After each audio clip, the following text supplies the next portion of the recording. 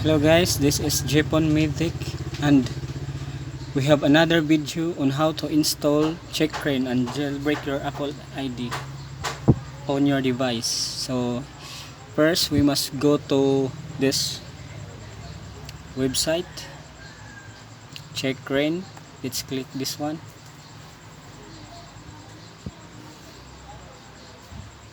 So here, just check the spelling.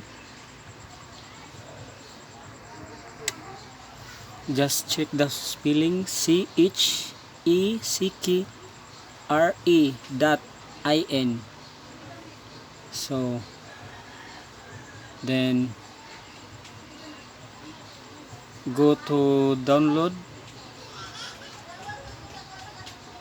and here you can find your file format according to your operating system.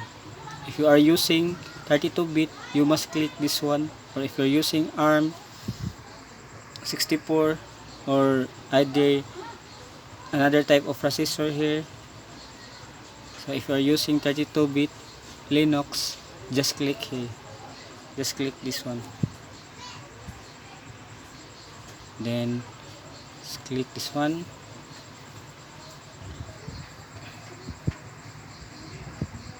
and see, as you can see that it asks you on to save your files. Just click save.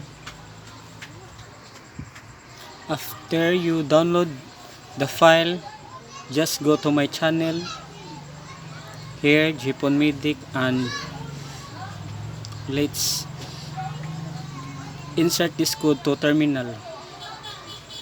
So here, just find terminal. Here the terminal. Let's open this one. Then we must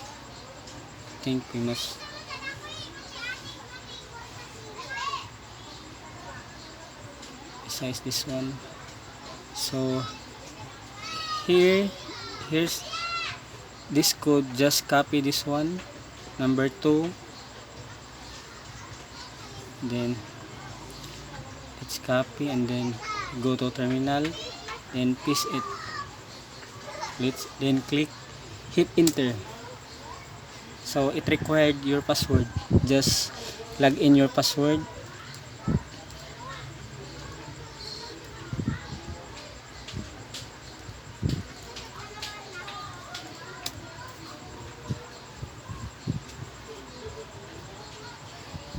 So on another code, just insert this sudo iptk arc. Copy this one, then go to terminal, then paste it, hit enter. Just wait, and then let's type this one or copy this one, number 4, sudo update, copy, then paste it to terminal, hit enter. As you can see, it's working.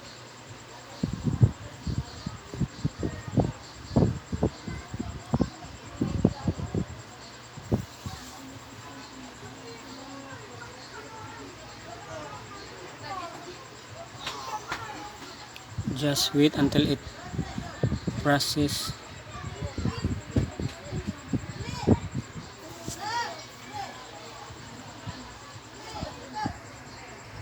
So as you can see, the code are working. Next step, just go to download. Let's close this one. Just go to download. Just locate your file where the checkra1n you have downloaded are saved. So let's click this one, so that we can execute the checkra1n, you must copy or cut the file or move or send to desktop. It's send to the desktop,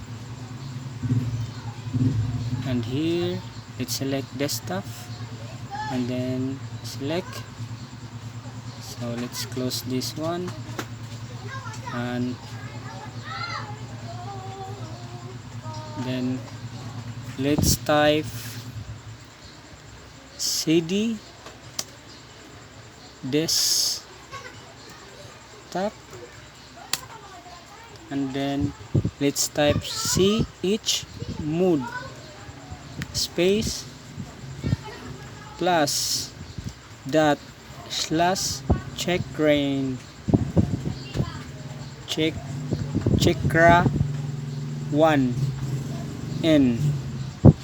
checkra1n 1, not I. Hit enter, and then let's execute.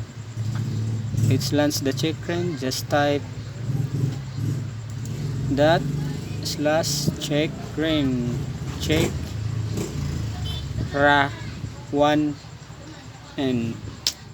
As you can see, it bash checkra1n permission denied. So go to checkra1n,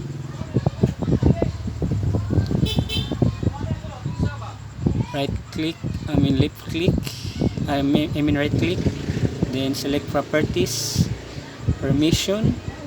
As you can see, access read only. So let's switch this one to read and write,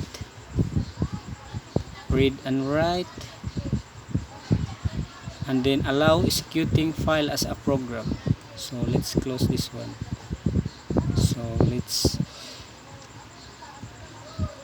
let's type again dot slash checkra1n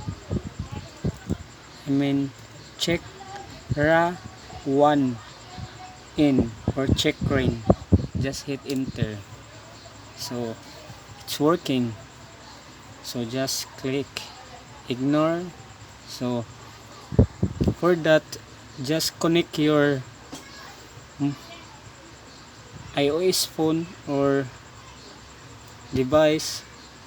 Just go to the FU mode and just click this one, start, so that it will process the bypassing of your Apple ID or iCloud ID. And that's all. For now, I don't have any device to bypass. Maybe soon or another video I will include that one on how to use this checkra1n. Goodbye and thank you for watching. Don't forget to like and subscribe my channel, jailbreak. Let's close this terminal.